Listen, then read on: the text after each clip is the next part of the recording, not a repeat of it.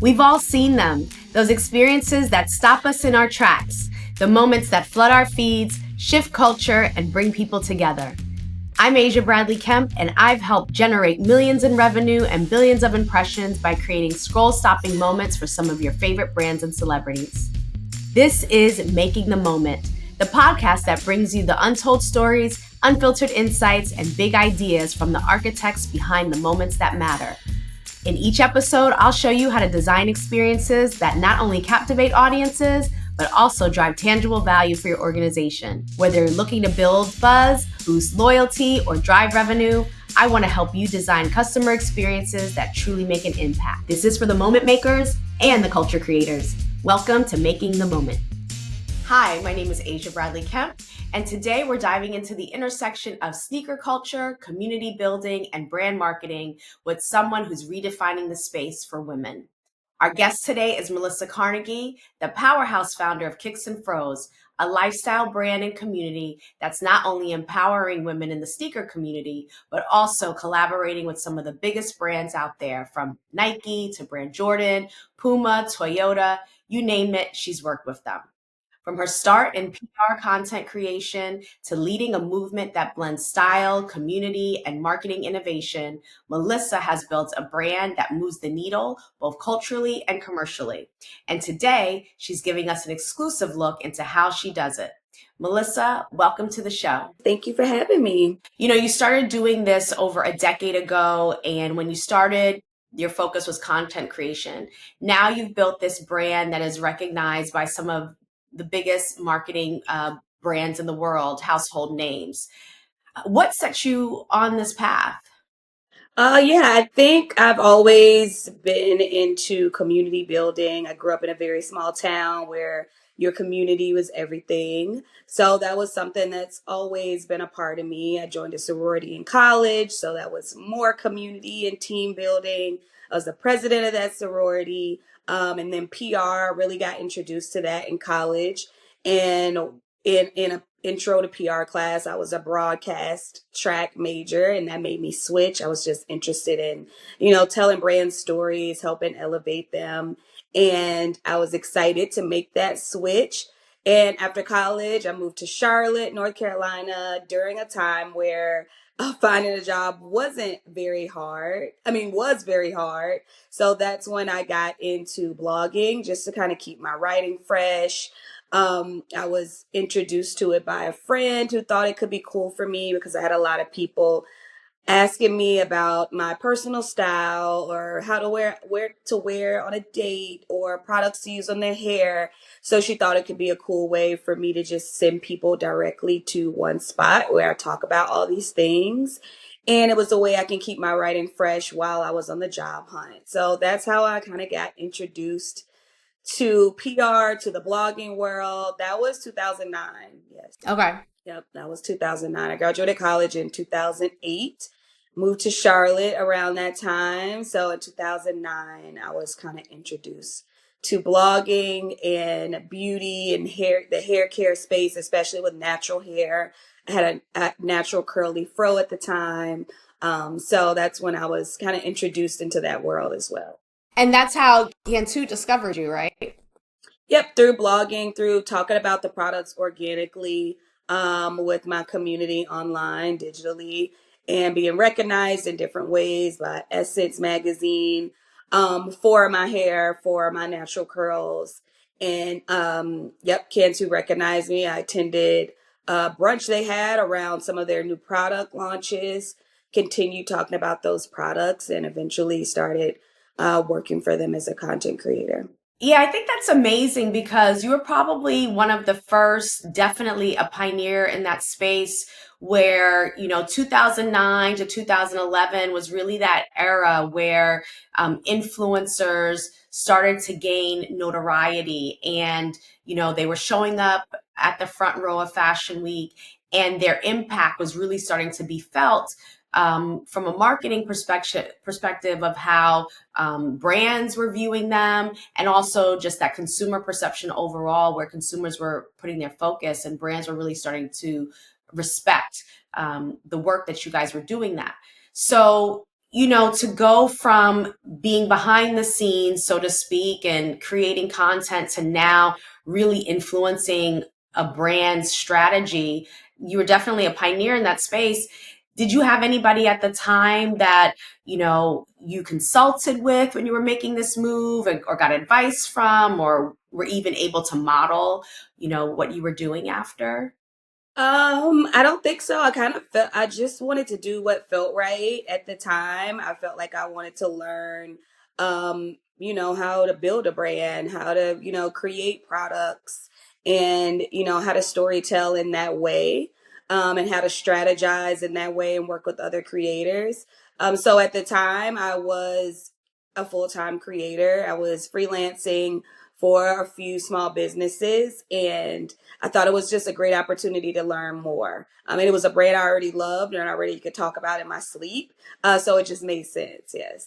So after working in hair care, at what point did you start, feeling this itch to create a community and really go into the sneaker space?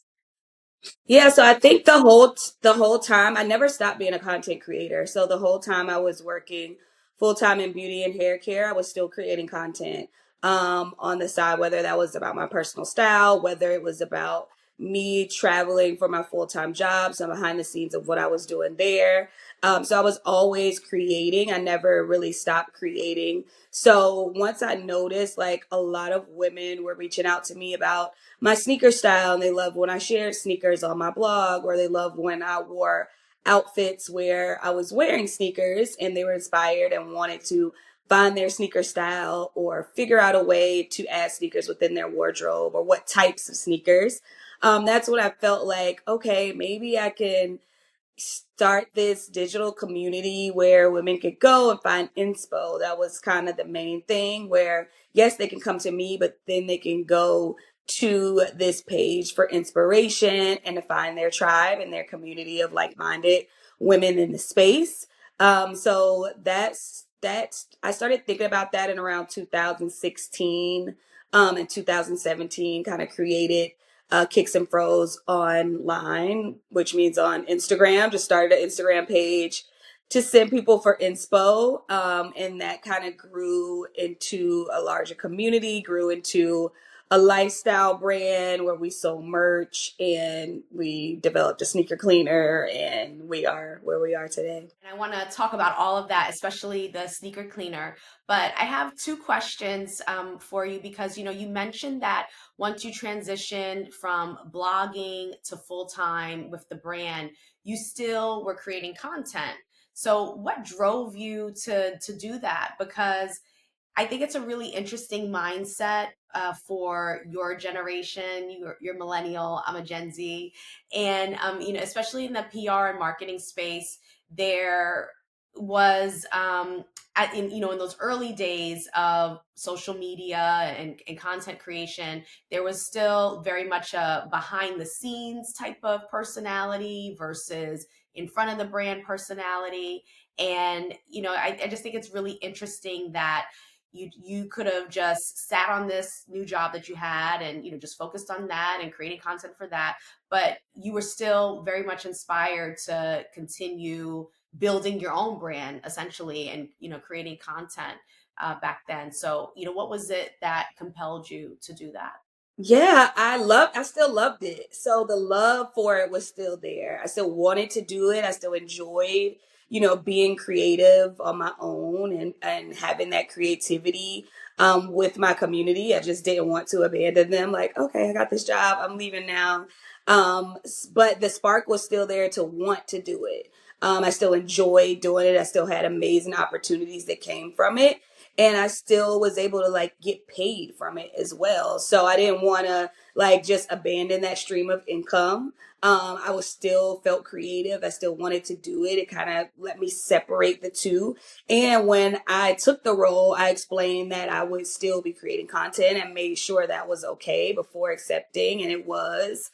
So they understood what I did and didn't want me to stop doing that. And through that, I was able to even do some front facing stuff for the brand as well. So it kind of just worked out. But the spark was still there. The creative juices are still flowing. It was something I still enjoyed doing. Um, had parameters around like the beauty space and what I could, what I could do and what I couldn't do because of my job. But other than that, like the spark was still there. So I still wanted to be creative in that way. It wasn't that men weren't welcoming in the sneaker community and, that you had hardships there trying to overcome that. But what I think is important, Hmm. especially for the marketers and entrepreneurs listening to this, is that even if you don't see a space for you in a particular area, it's okay to build your Yeah. own table. Is that something that, you consciously thought about while you were building and starting Kicks and Fros? Yeah, I think because I started Kicks and Fros in a unique way, it wasn't in a way where, the our community was like, "Oh, we know this about sneakers. We know this. We do this. We do this." It was built in more of a community way. So it was never like, "Oh, we had these hurdles we had to, jump through." It was like even men were like, "Oh my God, I love this. I want to buy a crew neck. I want to get this to my girlfriend. I want to wear this. Can I wear it?" It was more accepting of what we were doing. It was more enjoying the lens that we created through sneakers. So it wasn't much of I felt any hurdles that we had to jump over because it was so strictly male dominated. I felt like the men were like, "Oh, come, we love this fresh perspective. We want to hear from women more. We know you guys love sneakers, but we, just haven't found you in this space, or was it as many of you speaking about it and talking about it." And I felt like that grew. And so men were very interested in our perspective and what we had to say. On the brand side, we had to just package ourselves in the right way and let them know what we did exactly in the sneaker space. But we wanted to bring our perspective and what we loved and what we enjoyed wearing. Sneakers being comfortable for our lifestyle in the moment, but also we're knowledgeable and we know things about the sneaker community and sneaker world as well. So I think the angle that I came into it, or that we came into it, was a little bit different. So it wasn't, I get that question a lot, like what hurdles or what issues. And I'm like, the men were very accepting. They wanted us on podcasts. They wanted to talk to us. They wanted to invite us to events. It was really accepting of, what women had to say. Women wanted to find their tribe and find like-minded people who love sneakers too. So the community aspect, but also that styling sneakers. I think, when men put their sneakers on with sweatpants or basketball gym shorts, and that was, kind of it. But women coming in and like changing the perspective of how you wear them and how you style them, whether that's with ball gowns or suits or, everyday streetwear. I think that was kind of what made us a little bit different in that lens. They were interested in wanting to know, like, "Oh my gosh, I wouldn't have thought to put these sneakers with that," or "Wow, you put it on with this suit," or whatever it was. We just kind of gave a fresh perspective in that way. And I think that was like the attention grabber of, "Oh, wow, okay. I like how they're, putting things together, what they're doing over there when it comes to sneakers." And then the merch as well. So creating merchandise around, sneaker culture. I would see a lot of the things happening in New York, in Chicago, in LA. And I'm like, why don't we have any of those things in Charlotte? Why don't we do those things here? I know it's community around it. I go to, sneaker drops when they have them, when I go purchase these sneakers and have to stand in line. So I see the community out there. I see the women out there waiting for them to invite me, or waiting to find out if someone is going to bring this here. Maybe I should just bring it. I should just do it myself. If you're waiting around for someone to create it for you, when you have all these thoughts and ideas, you can create it. You can create it, and your tribe and your community will come. Don't think, "Oh, I'm going to create this and no one's going to be here to support me." I think that's the wrong mindset. The mindset is create it And those who are supposed to be with you, those who want and are yearning for this same community, will then come and join you and want to be a part of it. Don't wait around for people to invite you in. You know, we didn't wait around for even the men to invite us in and say, oh, we want your perspective. We want to hear from you. It was like, we're here. We're going to create our own space and you could come and play with us or not. I think that was the same thing with me through blogging as well, of just trying to create my own space for brands and companies to notice like what I can do. And that worked out for me. So that's kind of what we did over at Kicks and Fros as well. Especially for women, especially for Black women in the space. I felt like, you know, especially in sneakers, a lot of Black women are designers, are head of marketing, are directors of PR. They do all these things behind the scenes within the sneaker space.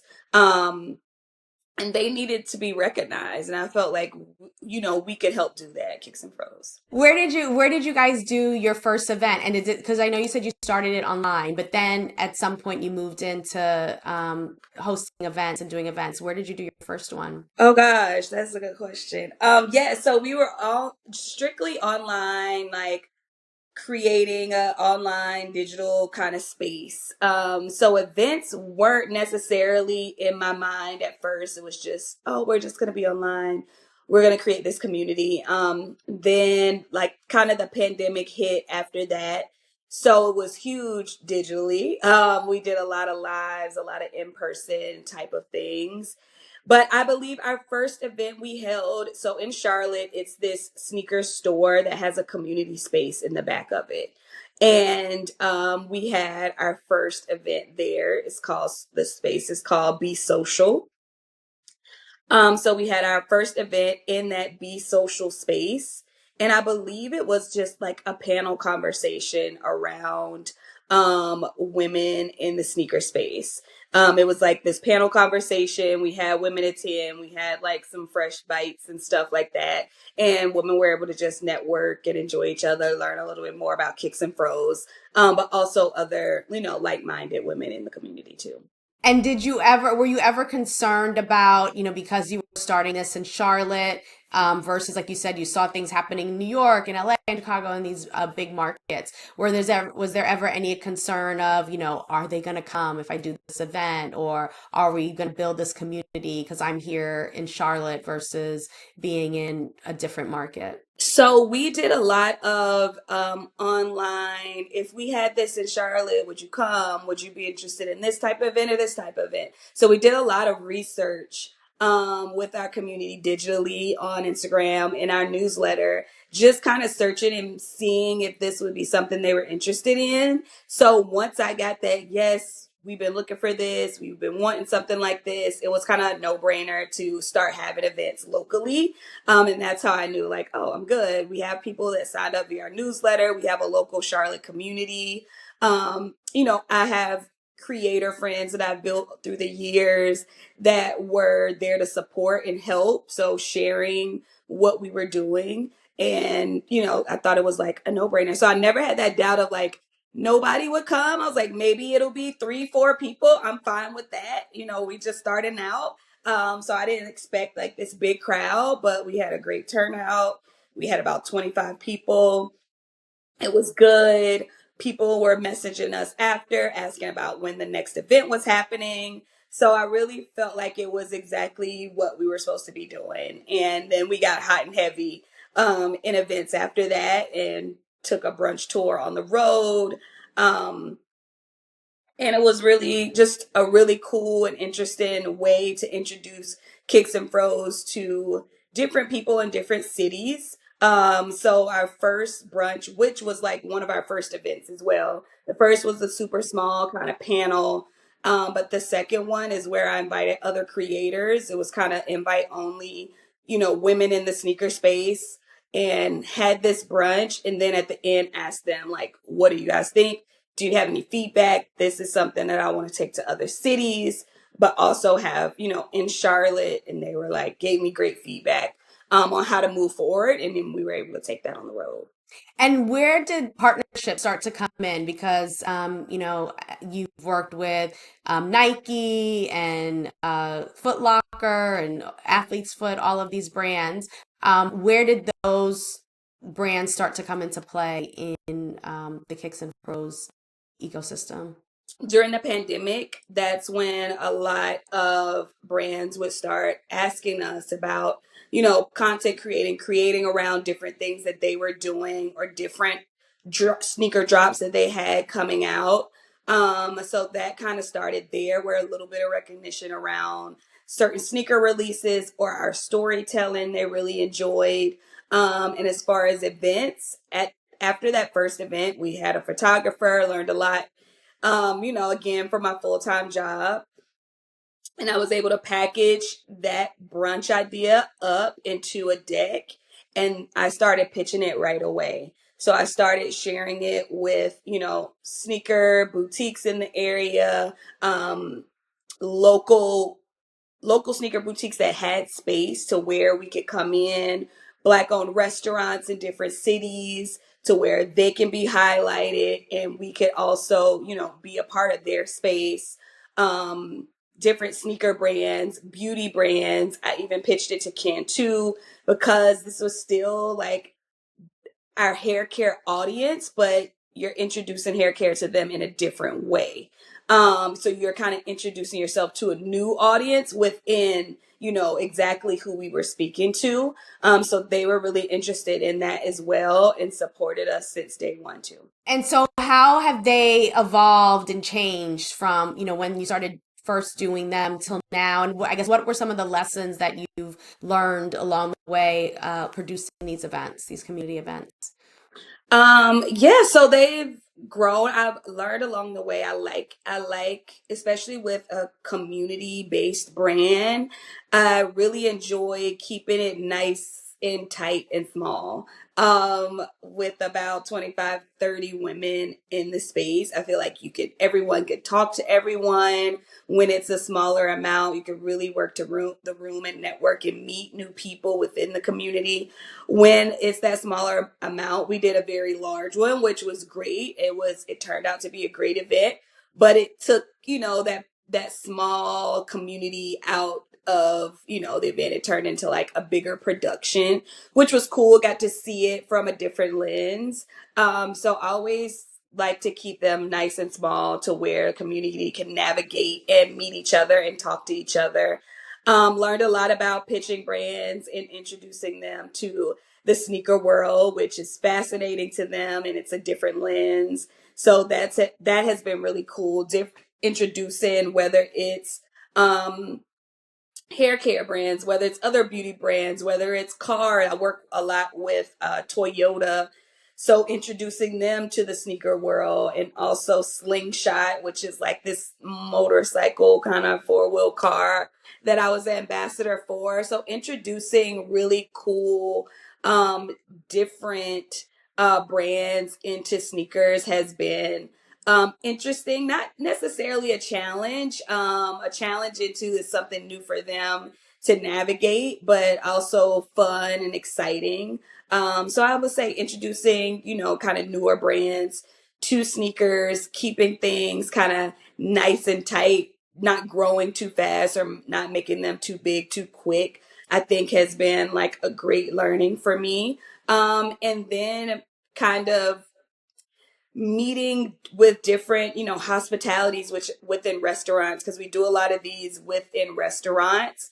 Because I'm all about keeping the food hot and warm and making sure people get a nice, great meal. So we try to support Black owned businesses in every key city that we work within. So making sure they have a space and making sure we have what we need for our community to enjoy their restaurant and want to come back and want to learn more about it. So I would say, making sure we're keeping that community base in each city we go in, introducing new people to the brand and new brands to the brand, and not growing it too quick. Staying where you are with what works for you, not thinking you have to go, larger scale just because, you're growing year to year. Yeah, I think that's there's a couple of things that you said that are really important there, because number one, I think with when it comes to an audience and finding new ways to connect with a specific demographic, it's like you don't naturally think, oh, I want to reach women. Let me go to a sneaker community to connect with them. Most brands, if they're focusing on women, they're thinking about beauty, they're thinking about fashion and, environments where that might be the focus. But I think that's an important lesson for marketers and entrepreneurs who are trying to grow their own brand is just like, look at where the adjacent areas that your target audience, yeah, is. And, women, and it all makes sense. It all fits together because sneakers are a part of, our everyday lifestyle. It's a part of our fashion. It's a part of, how we move around in the world. So, and there's, a natural interest there. So I think that's one great lesson. And then the other thing that you said that I think is really important is about the size as well. So, we don't always have to do an event with hundreds of people to feel like, we've gotten the reach that we need to get. Sometimes there's more value in keeping it small and keeping it tight, like you said. What do you think, from like these events that you've done are, some of the elements that have really helped brands, or if you even have any case studies or examples, what are some of the elements that you feel really help make the experience stick, or that can really help build that engagement and that advocacy with customers when doing these events? I think that, like you mentioned, a lot of brands, you go to these events with other like-minded brands and you're fighting for attention and space because it's so many similar brands to you where, as one of our events, you have control. We're just, talking about your product or talking your brand is front and center at our event. So that makes things, a little bit different when it comes to what we're talking about, making sure your messaging gets across, making sure they understand. Also, we're curating who's in the room as far as small business owners, larger business owners, content creators. So we know who's going to be in this space and how they create. So you're getting your product into the hands of people that may work with, adjacent with, like we had one woman attend that was a host for the Hornets, or, a woman that is a designer at Jordan. You never know who you're getting your products in the hands of. I would say it's kind of like a key element that is great for us because of the types of people that we invite. And then, of course, content creators with larger followings from macro to micro are in the room. So you're getting that as well. And they're going to create afterward. They're interested. They want to learn more. They have questions. And then I also think about the surveys that we send after. If we're working with a brand, we always try to ask questions of, did you try the product? Did you like it? Out of the ones we send, which one did you like the best? Did you create content around it? Can you send us the link? So we're always trying to make sure that you're getting that return on investment as well. And, the product is not just going into a gift bag and they're never talking about it again. We're making touch points throughout the event, but even after the event to making sure it's staying top of mind and, women are interested. We always give out sneakers. So that's also a key thing at some of our brunches that women get a pair of sneakers. So that's always a surprise and delight. And that comes from, the relationships that I've built with these different brands and, them being supportive and interested in what we're doing to support us in that way. So that's something they're also getting, a new pair or a pair that's a classic in front of different types of women with different walks of life and different backgrounds to then go wear them in their communities or style them, or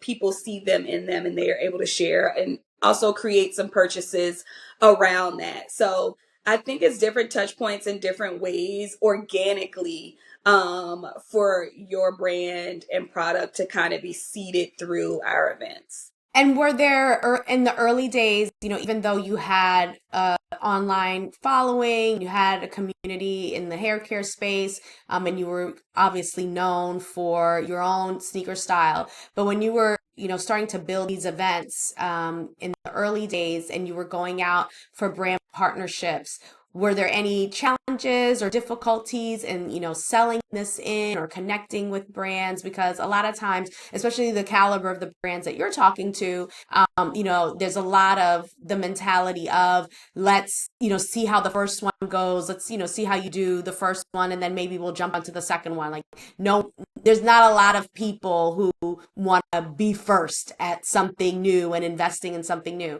Did you face any challenges in that way, or was it easy because you already, had a bit of a presence when it came to sneaker style? A little bit of both. I mean, of course, we pitch a lot, so we have brands that never respond back. That's okay. That doesn't like deter us from not wanting to. But the good thing is, I had contacts because I'm a content creator. That was something I was able to bring over to Kicks and Fros. I was able to introduce them to this community that I was now building.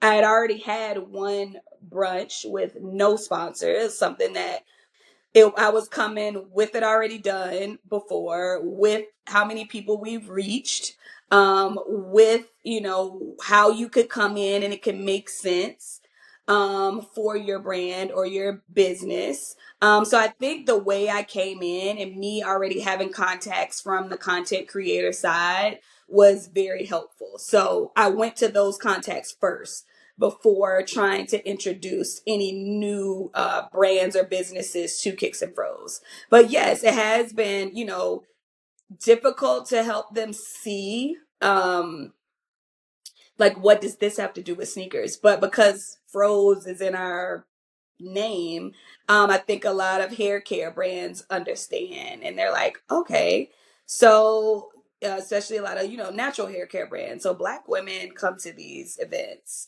This is, a segment of our community that we aren't talking to in a sense or in a way. I was like, yes, they're not in the beauty space. They, some of them do love beauty, but they're in this different space where no one is chatting with them about that.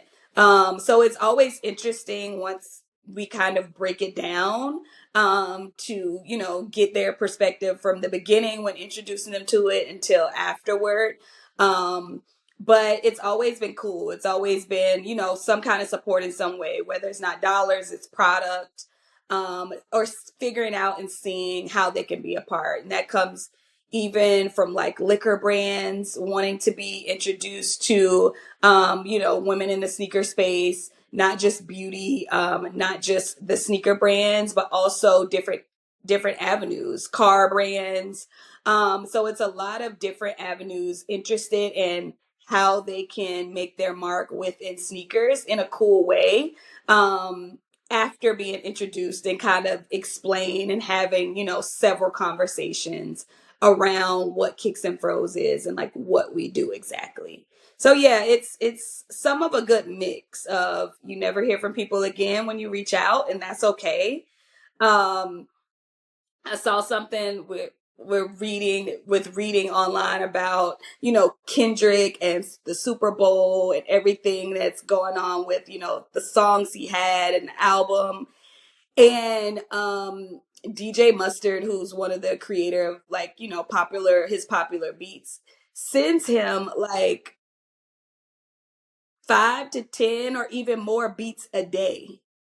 So you can't just go and say, okay, I never hear from these brands. They never reach out to me. They never say anything back to me. You got to keep going. You got to keep reaching out to as many brands and pinching as many brands as you can. taking phone calls, introducing them to your brand, helping them to understand, even if they don't, off at the beginning, helping them to understand how they can be introduced to a new audience, where this segment could take them, who would be in the rooms with us at these different types of events to help them to understand. You can't just say, oh, I did it. Oh, I sent it out. Nobody responded. Well, I can't do that event anymore. Scale it to a way where you can create it on your own and then show them what you've done and say, okay, now do you understand? Now do you see what I can do? And a lot of times after that, they definitely want to come in and support. But you can't just stop because you don't hear back from them or you have hurdles along the way. Yeah, that's great advice. If you were starting a new community today, what are some in 2025? What are some tips that you would give, to brands, to entrepreneurs, small brands that are like starting fresh today? They have a product or a service, but they have a desire, to build community around, whatever it is that they do. What are, some tips that you would give them if they were starting fresh today with no contacts to lean on, and all they have is like an idea, they see an opportunity? Start where you are, build where you are. Don't try to look at the next person or, think you should be farther than you are. Build where you are, whether that's a super small town or a large big city. Build that community where you are. Build where you can own. So create a newsletter, create a website, a blog or a website. So start and build the things that you can own. We don't own these social media platforms. They can go away tomorrow. We've seen that happen with TikTok, leave, come back, maybe leaving again. So build the things that you can own, because you can always reach your community via newsletter. You can always reach your community via your website. And also get out in your community where you are, network with your community, meet different people in your city where you are, team up and build together with other communities. That's a way that I kind of introduced Kicks and Fros to other adjacent communities as well, partnering with like-minded creatives in the city in Charlotte. So wherever you are, partner and team up with other creatives, introduce your community to a larger community by, partnerships, but also I would say that the biggest one is just create where you are. Don't, go out and try to be bigger or want to be bigger or grow too fast. Stay consistent with your growth and where you are. That's been something that's worked great for me and for us, of not necessarily worrying about what everyone else is doing. Um, and staying consistent in my growth to where I am. I don't need to grow bigger than what I am. I enjoy being a small business. I enjoy operating this way. And I know the steps to take it larger, and I will get there when I need to. But for right now, I feel like this is the sweet spot and exactly where we need to be. So don't be afraid to just start. Just start and just do it. I think that's the biggest thing. We're often in our heads a lot. Should we start the thing or should we do the thing? But yeah, create where you are. Start with the places where you have ownership over your audience, your newsletter, your blog, and just create. Just be creative. Some things will fail, some things will be great, but just be creative and try it. Yeah, just keep trying it. That's great advice. And speaking of growth, you mentioned you guys are growing and you know where you want to go. Since you started Kicks and Fros, it has grown, it has evolved, and you're currently in another growth period because you're releasing products now, right? Yeah, so we started out with a sneaker money pouch, which is just a pouch that says sneaker money that women could, carry as a purse, carry in their purse or in a travel bag. We've done t-shirts and sweatshirts, apparel, different apparel. We have socks, but we've developed a sneaker cleaner. And just that came from me when I was younger. Me and my brother bonded over cleaning sneakers. I felt like women, we purchase sneakers, we buy sneakers a lot, but do we know how to keep them clean? We Women are also mothers, so they have kids who run down sneakers, so they need to keep those clean. as well. So we wanted to develop a product that was easy to use, no fuss, got your sneakers from dirty to clean in some easy steps. And so we created our sneaker cleaner almost like it's been almost 2 years, like a year and a half ago. Um, Worked with a chemist out of Chicago, came up with it and did some storytelling around it as well. Worked with a marketing agency that one of my friends started. She was a mentee of mine, and then she became a friend and started her own agency. So we did some storytelling around that concept of me cleaning sneakers with my brother when I was younger, and how this love for sneakers kind of came full circle for me.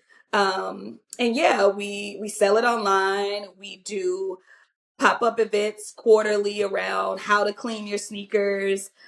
We partnered with Jack Daniels and been a part of some HBCU homecomings where we were out doing sneaker cleaning touch-ups.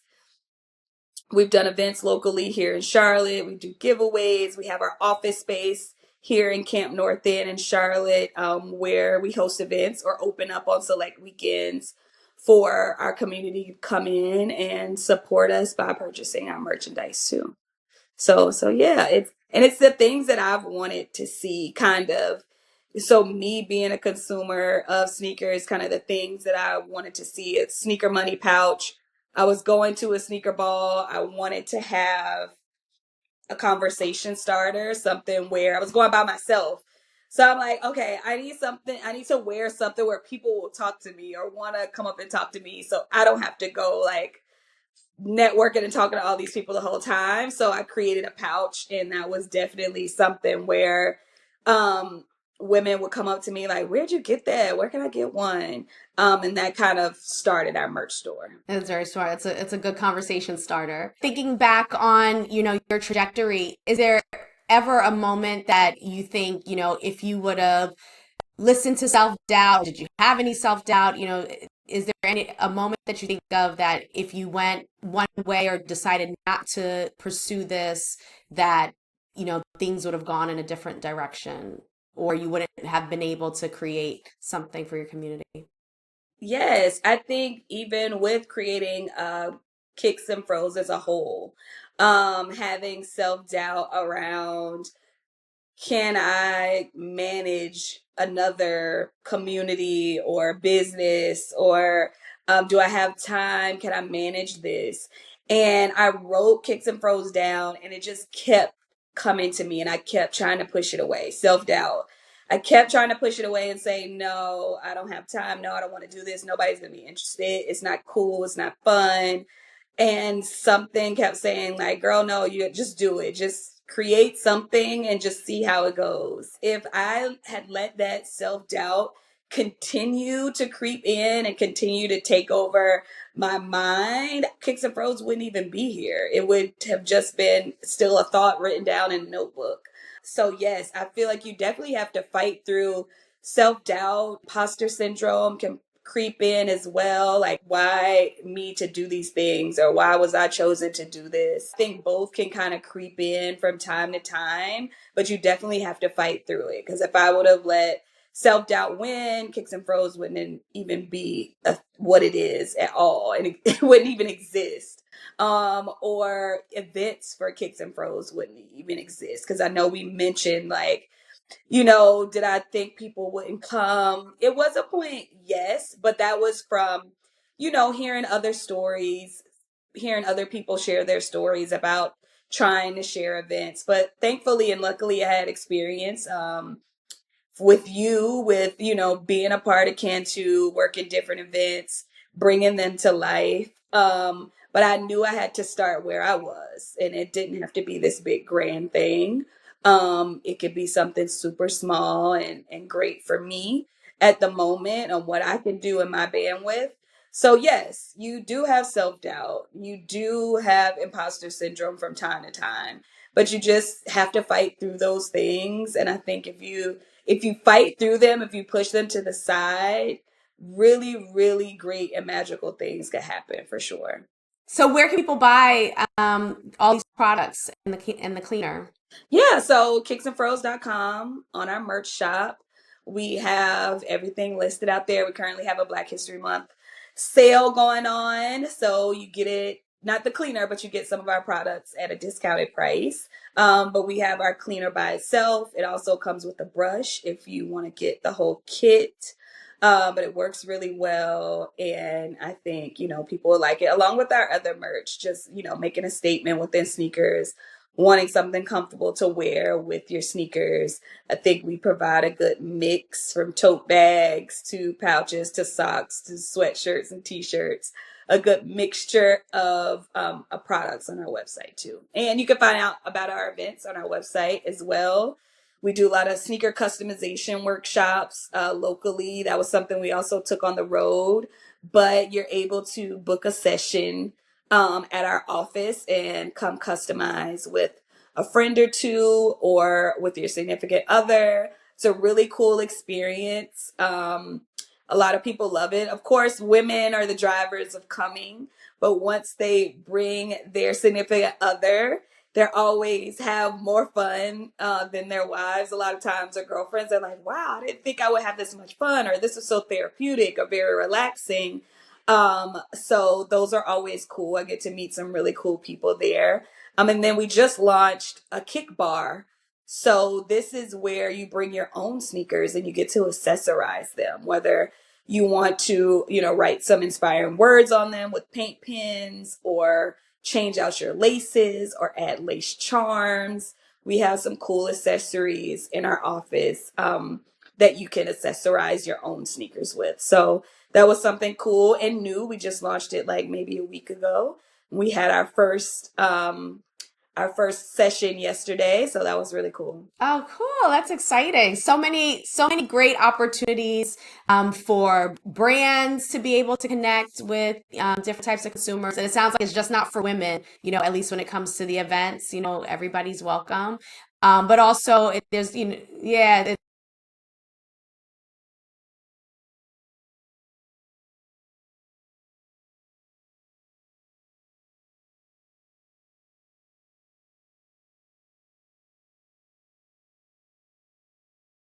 Everybody's The fellas got on me about that. oh, did they? Did they? They're like, how can I get invited to these brunches? How can I come to these events? So that's always really cool. I think this to know and understand that they love it and support what we're doing for the community as well. Yes. Yeah, and if you live in the Charlotte area, sounds like, some great fun activities that you can do with your girlfriends or with your significant others. So we definitely want to be following Kicks and Fros and follow you, Melissa. Now, before you go, we like to ask all of our guests, because the podcast is called Making the Moment. What was a moment for you, either in your career or with building Kicks and Fros, like what was the moment for you where you felt This so this movie called Air came out around Michael Jordan's kind of his journey to signing with Jordan Brand, with Nike and Jordan Brand. And it was coming out on Amazon, and they tapped Kicks and Fros to create a brunch around it in Atlanta. So that was one moment where I was like, oh, yes, we are definitely making our mark in sneaker culture. It was such a cool experience to be able to put that on.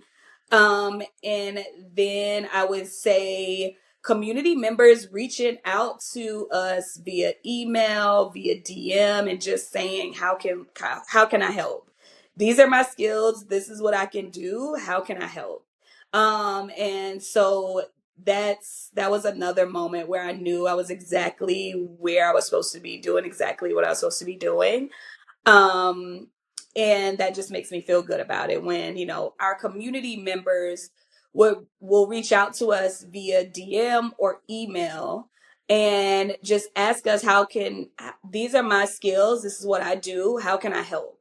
How can I help Kicks and Fros? How can I help you? So that really, made me feel like I'm exactly where I'm supposed to be doing what I'm supposed to be doing. Because, our community wants to pour back into us and, help us get to that next level. Yeah, that's amazing. It shows the momentum is really built, Yes. when people are reaching out to you saying, I want to get involved. So Yes. that's amazing. Congratulations Thank on you. everything that you've done with Kicks and Fros. Very proud of you and, love to see how much it's growing and the impact you're having. So, and thank you for joining us today. Yes, thank you Appreciate so much. I really appreciate it. it. Thanks for having me. Where can we follow you, stay in touch with what's going on with Kicks and Fros, stay updated on everything? Yes, so if you go to our website, kicksandfros.com, we have a newsletter where we share weekly newsletters. You can find all things Kicks and Fros. Everything that's going on is in that newsletter, as well as some like exclusive type of content and giveaways and discounts and things like that, interviews. Also Instagram, Kicks and Fros, Melissa Chanel. We're all over the internet. So feel free to reach out, DM us, email us, sign up for that newsletter. And yeah, that's where you can reach us. And I'm in Charlotte, so you're ever in Camp North End. We have an Airstream office out there. Just knock on the door, and it's usually me inside. So you'll get to chat with me and see me there as well. Yeah, ladies, get your crew together, and gentlemen, get your crew together and go do some of the workshops. They're a lot of fun. I can't wait. When I'm coming to Charlotte, I'm gonna do it. Yes, come. I can't wait. Yes, they'll love it. Melissa, this conversation has been packed with so much insight, from building authentic communities to navigating brand partnerships and staying ahead of the culture curve.